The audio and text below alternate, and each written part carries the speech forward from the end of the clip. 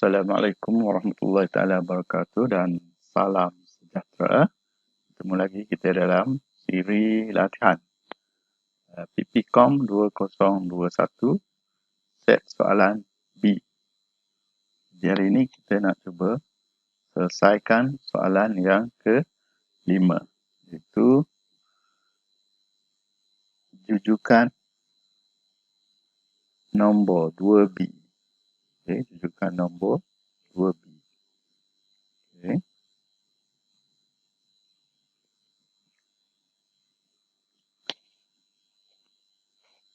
Problemnya berikut merupakan senarai jujukan nombor negatif 1, 2, negatif 3, 4, negatif 5 dan 6 dan seterusnya. Diberi hasil tambah N nombor pertama dalam jujukan tersebut. Anda dikehendaki mencari nilai N. Okay, diberi hasil tambah dan anda dikehendaki mencari nilai N. Input dia adalah satu integer S yang mewakili hasil tambah N. Nombor pertama dalam jujukan. Okay, constraint negatif 10 kuasa 6 sehingga 10 kuasa 6. Okay. Output satu integer yang mewakili nilai N, iaitu bilangan nombor pertama yang telah ditambah. Okay. Sampel input negatif 3, sampel output 5, hasil tambah N nombor pertama dalam jujukan. Itu negatif 3 ini adalah negatif 1 tambah 2 tambah negatif 3 tambah 4 tambah negatif 5 dan jawapan dia adalah 5. Okey. Ataupun maksudnya adalah 5 nombor yang ditambah. Iaitu 1, 2, 3, 4, 5. Okey. Bilangan nombor yang terlibat adalah 5 nombor. Seterusnya, mari kita cuba tulis maklumat yang diberikan ini dalam satu jadual supaya mudah bagi kita untuk melihat pola yang seragam jika ada. Okey, yang pertama yang diberi adalah nombor bermula daripada negatif 1, 2, negatif 3, 4, negatif 5, 6, negatif 7, 8, negatif 9, 10 dan seterusnya. Okey. Dan kita ada bilangan nombor iaitu N. Bilangan nombor iaitu N. Nombor yang pertama, nombor yang kedua, 3, 4, 5, 6, 7, 8, 9, 10 dan seterusnya. Dan diberi hasil tambah nombor S. Okay, hasil tambah nombor. Okay. Nombor yang pertama adalah negatif 1. Negatif 1. Dan nombor yang kedua adalah 2.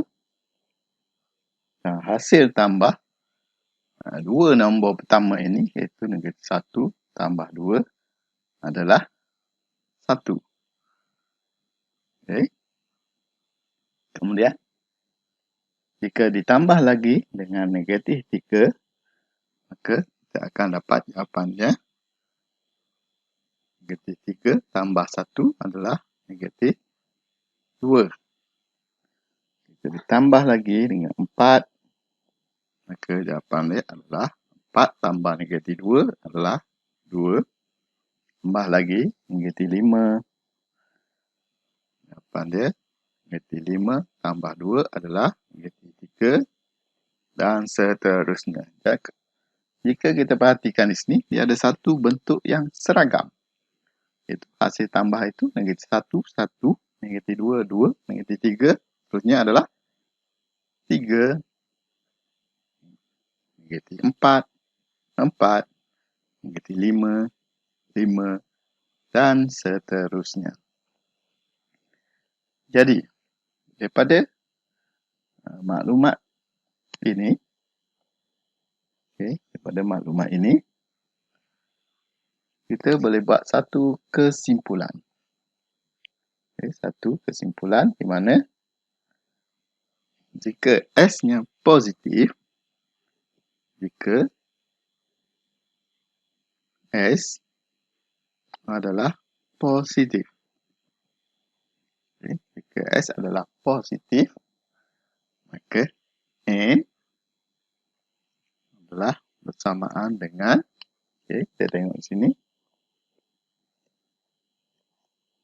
jika S positif, N bersamaan 2 di situ. N bersamaan 2 darab S. Jika S positif, iaitu S dia 2, maka N adalah 2 darab 2, 4. Ke S adalah 3, ke N adalah 2 darab 3, 6. Dan seterusnya. Jadi, kesimpulannya, jika S adalah positif, maka N adalah 2 darab S. Kemudian yang kedua, jika S adalah negatif, jika S adalah negatif, mana kita nak dapatkan nilai N? Jika S adalah negatif, negatif 1, dan dia 1. Negatif 2, dan dia 3. Negatif 3, dan dia 5. Jadi, kalau kita nampak di situ, jika S adalah negatif, maka kita boleh nampak S adalah bersamaan dengan N tambah 1 bahagi 2.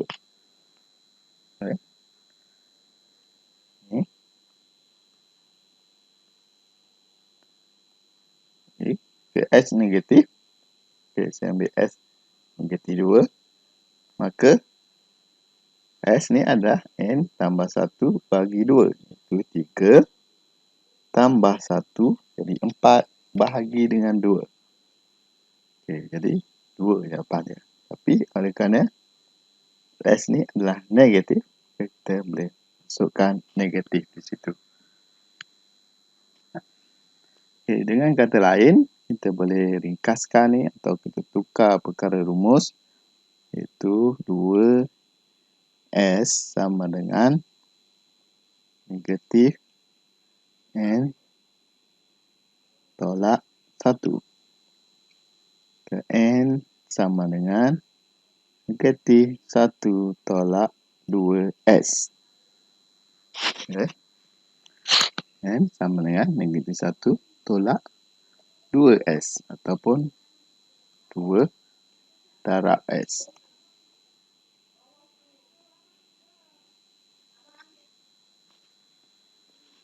Contoh. Katakan S dia adalah negatif 5. Negatif 5. Maka N sama dengan negatif 1 tolak 2 darab negatif 5. Maka kita dapat negatif 10. Di sini, negatif 1 tambah 10 sama dengan 9. Jadi N dia adalah 9. Tengok lagi contoh lain. Sekarang kita ambil S dia negatif 3. Maka N dia adalah N sama dengan negatif 1 tolak 2 darab negatif 3. Maka dapat negatif 6 di sini. Negatif 1 tambah 6, maka kita akan dapat 5. Dan dia adalah 5.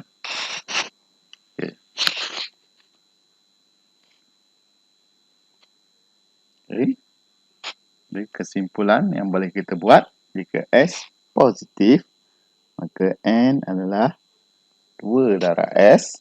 Dan jika S negatif, N adalah negatif 1 tolak 2 darab S. Okey, sekarang mari kita tulis kod atau cara ini. Okey, sekarang mari kita cuba tulis kod bagi cara ini. Okey, yang pertama, input iaitu satu integer S. S sama dengan integer input. Okey. Dan dia ada dua syarat. Syarat yang pertama, jika S adalah positif, jika S adalah positif, jika S positif,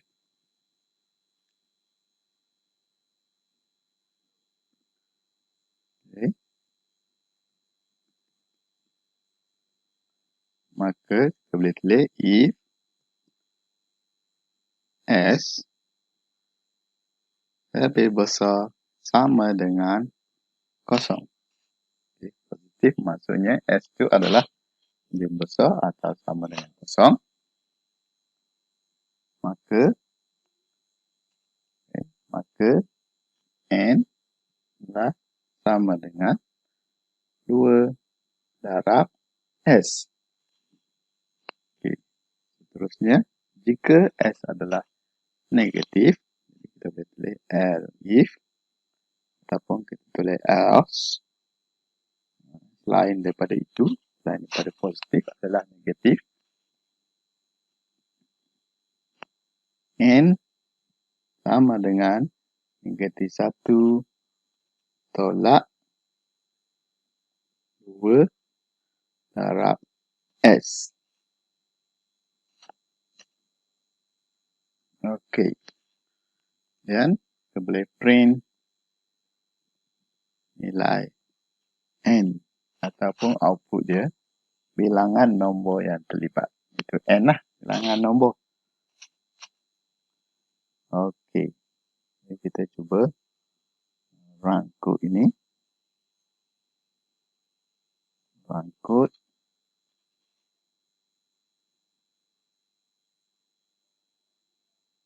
Okey.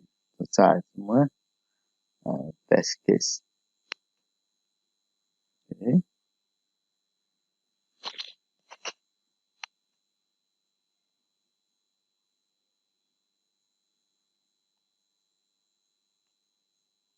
Okay, jadi itu saja contoh soalan yang ke-5 dalam set ini.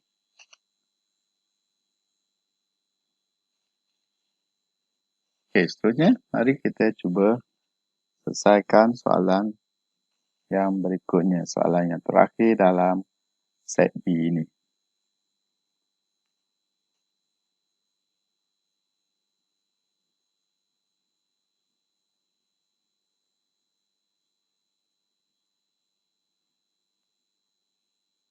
Iaitu buku 2A.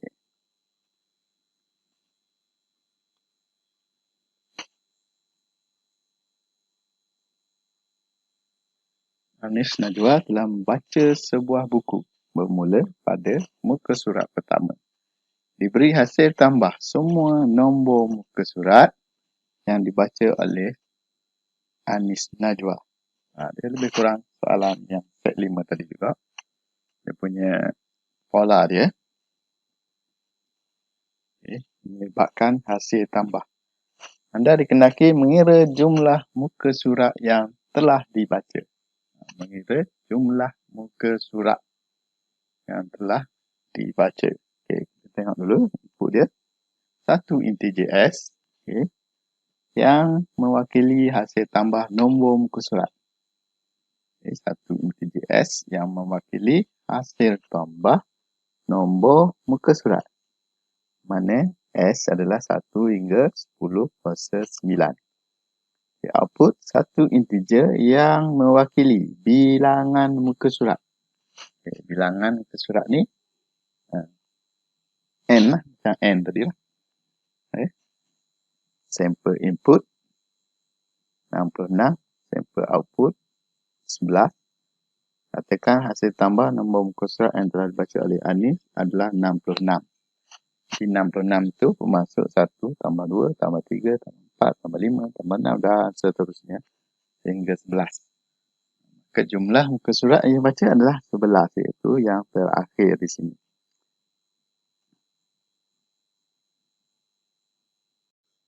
Okay, sekarang mari kita cuba tuliskan jadual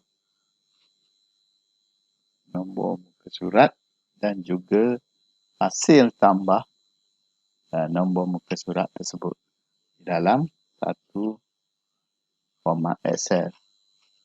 Okay, bagi melihat jika ada pola-pola yang tertentu yang seragam yang boleh kita gunakan untuk menentukan bilangan muka surat. Okay, yang pertama diberi adalah S, iaitu input hasil tambah nombor muka surat. Okay, input ni kita tak tahu, masih belum tahu S, tapi S tu akan merupakan hasil tambah nombor muka surat. Jadi yang utama sekali yang kita tahu adalah muka surat. Bermula daripada muka surat 1, 2, 3, 4, 5, 6.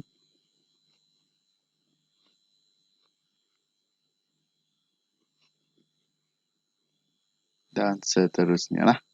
Okay. Untuk contoh tadi dia bagi muka surat 11 dengan hasil tambah dia adalah 66. Jadi di sini kita ada S, iaitu hasil tambah. Bermula dengan 1. Kemudian 1, okay, 1 tambah dengan 2 di sini. 1 tambah 2. Okay, tambah 2, jawapan dia adalah 3. Sorry sikit.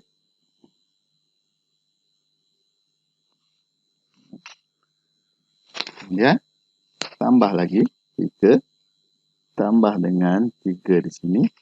Jawapan dia adalah 6. Tambah lagi 6 tambah dengan 4 di sini. Jawapan dia adalah 10. Ini 15. 15 tambah 6, 21. 28. Tambah lagi 36. Tambah lagi 45. Tambah lagi 55. Tambah lagi jadi 66. Okey. Ini contoh yang diberi tadi.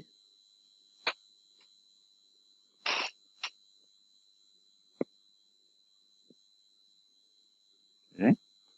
Surat 1 hingga 11, maka ada jumlah muka surat dia adalah 66. Daripada situ, kita boleh lihat satu ulangan. Okay, satu ulangan.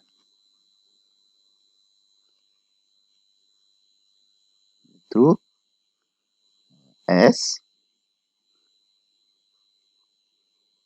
sama dengan, okay, kita mula daripada 3 ni. S mula dari 3 adalah muka surat tambah dengan S yang sebelumnya. S yang sebelumnya. Okay. Ini S baru. S katakan S2. Muka surat 2. Ataupun jumlah muka surat. Okay.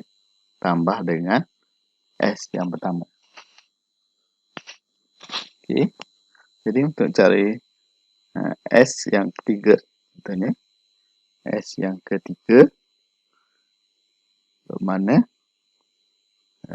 muka surat 3 ke surat 3, iaitu 3 lah, tambah S yang kedua, itu S yang sebelumnya. Okay, kemudian S yang keempat adalah muka surat yang keempat ataupun 4 tambah dengan S yang ketiga. Okay. 4 adalah 4 tambah S yang 3. Itu 6. Okay, jadi itu pola ulangan. Dia akan berulang-ulang sehinggalah sampai kepada jumlah S yang diinputkan. Okey. Jadi, daripada sini kita nampak satu bentuk ulangan. Jadi, untuk ulangan, kita boleh gunakan struktur kawalan ulangan sama ada for ataupun why. Okey. Bagi yang telah belajar untuk ulangan, for biasanya digunakan jika ada pembilang ataupun jika ada bilangan yang tertentu yang perlu diketahui. Okay. Jika ada bilangan ulangan tertentu. Contohnya, anda dikendaki berlari keliling padang sebanyak 4 pusingan. Jadi di situ ada pembilang. Pusingan pertama, pusingan kedua, pusingan ketiga dan pusingan keempat, kemudian berhenti. Kerana manakala Y pula biasanya, tapi tidak semestinya, biasanya digunakan untuk ulangan yang tidak diketahui bilangannya. Contoh, anda dikehendaki berlari mengelilingi padang sehingga letih. Jadi mungkin awak berlari 3 pusingan, dah letih, berhenti.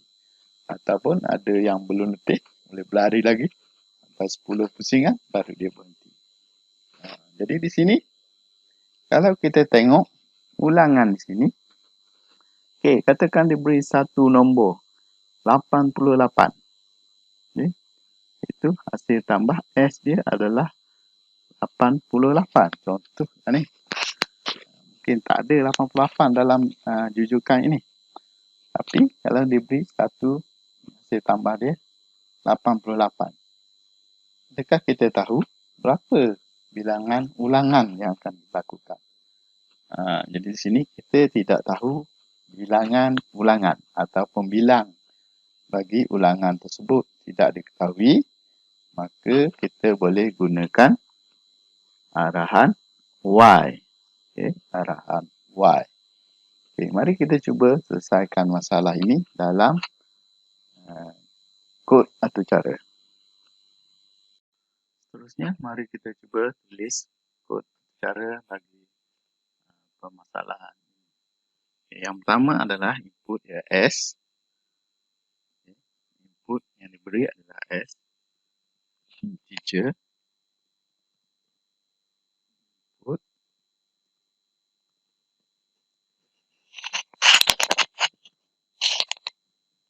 Kemudian, output yang dikehendaki adalah bilangan muka surat. Okay, outputnya adalah muka surat. Okay. Dan kita juga ada satu ulangan. Ulangan di mana operasi ataupun hasil tambah itu diulang-ulang sehingga mencapai satu nilai F. Jadi kita boleh tulis Y hasil tidak sama dengan S. Okay. Ini maksudnya ulangan dilakukan selagi hasil tidak sama dengan S. Ulangan itu akan berulang sehinggalah hasil itu sama dengan nilai S yang diinputkan, barulah ulangan itu akan berhenti. Okey, apakah ulangan yang akan dilakukan? Kita tengok di sini. Okay, ulangan dia adalah S sama dengan muka surat tambah S yang sebelumnya. Okay, tapi sini dalam ni S dia adalah input. Jadi input ni adalah satu nilai tetap yang dimasukkan. Jadi kita kena buat satu pembeli ubah baru yang akhirnya dia akan sama dengan hasil ataupun sama dengan S tersebut yang diberi nama hasil. Okay, hasil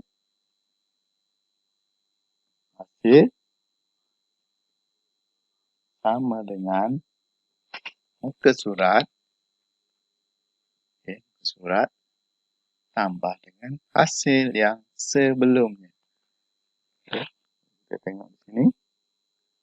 Hasil dia sama dengan muka surat tambah dengan hasil sebelumnya.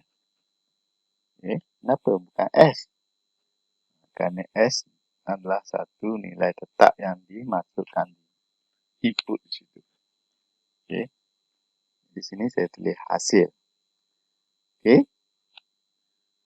Dan selepas ditambah, saya akan ulang lagi ke muka surat yang berikutnya.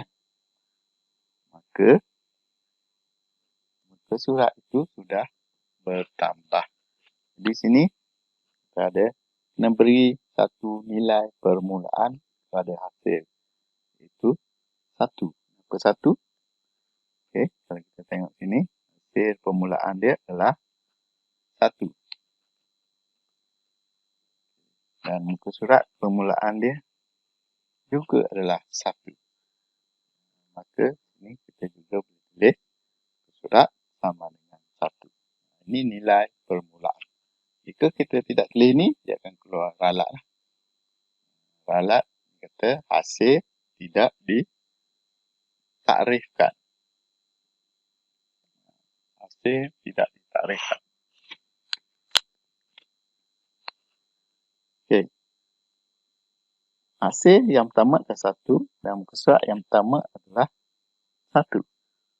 Jadi, saya akan ulang proses ini kepada muka surat yang kedua. Jadi, muka surat sekarang sudah berubah menjadi 2. Untuk ubah muka surat menjadi 2, kita boleh tulis muka surat MS sama dengan MS tambah 1. Maka ulangan yang ini sudah menjadi yang kedua. Okay, dan hasil yang baru adalah sama dengan 2 tambah hasil yang pertama tadi. Okay, hasil yang baru. Okay. Ini hasil yang baru iaitu yang kedua ni adalah 2 tambah hasil yang pertama iaitu 1. Hasil yang pertama ini adalah 1 lah. Okay. Ini hasil yang baru. Hasil baru ni 3. Ini kita surat 2 tambah hasil yang pertama iaitu 1. Okey. Jadi dia akan ulang balik sehingga hasil tambah itu sama dengan S yang diinputkan. Ataupun ulangan itu dilakukan selagi hasil tidak sama dengan S. jika hasil dah sama dengan S, dia tak akan ulang lagi. Dia akan berhenti setakat itu saja. Okay. Sekarang kita cuba run kod ini. Okey.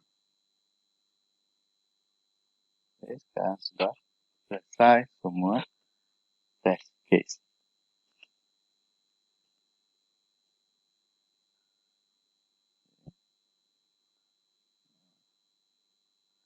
Jadi di sini kita boleh buat satu kesimpulan di mana hasil tambah dia akan berulang sehinggalah sama dengan X. Ulang, tambah lagi S4, ya, S5, ataupun di situ kita tulis hasil sama dengan bersurat 5 tambah dengan S4. S4 adalah 10, 15, dan ulang lagi 1, ulang lagi sampai ke 66. Maka muka surat itu adalah 11. Itulah kesimpulan yang boleh kita buat daripada latihan ini ataupun daripada soalan ini. Okey, selain daripada menggunakan struktur kawalan ulangan seperti ini, anda juga boleh menggunakan satu persamaan matematik bagi menggantikan ulangan ini. Okey, bagi yang telah melihat video set soalan C, soalan yang ke-6, soalannya hampir sama. Okey, tapi anda tidak boleh gunakan struktur kawalan ulangan ini kerana masalah time out. Time out ni maksudnya ulangan ini mengambil masa yang terlalu lama. Sehinggalah, kalau senang ceritanya, sehingga hang komputer. Komputer jadi hang. Maksudnya, ulangan tu tidak berhenti. Mungkin sehingga 2-3 hari. Hingga seminggu. Dia masih mencari. Kenapa? Kerana penggunaan Y ni, Y ulang selagi hasil tidak sama dengan input. Maka dia akan ulang. Lagi dia tak sama, dia akan ulang. Kalau hasil itu satu nombor yang sangat besar, maka akan menghasilkan ralat time out lah. Lebih masa. 3 hari tak siap lagi nak proses kod ni. Contoh, jadi terlalu lama. Jadi kita boleh guna arahan bagaimana set soalan C nombor 6. Awak boleh rujuk video saya yang terdahulu, set soalan C nombor 6.